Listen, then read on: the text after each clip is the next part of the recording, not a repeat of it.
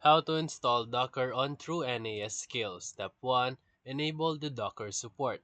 Open your TrueNAS Scale dashboard and go to your apps and then settings and then advanced settings. And then after that, toggle on the enable Docker and then save. This allows Docker to images to run with your true NAS environment. Step 2. Go to the Available Applications tab and search for Docker or Podman and then click Install. Follow the prompts to complete the installation. Step 3. Configure your Docker. After installation, set up the storage location for your Docker images and containers.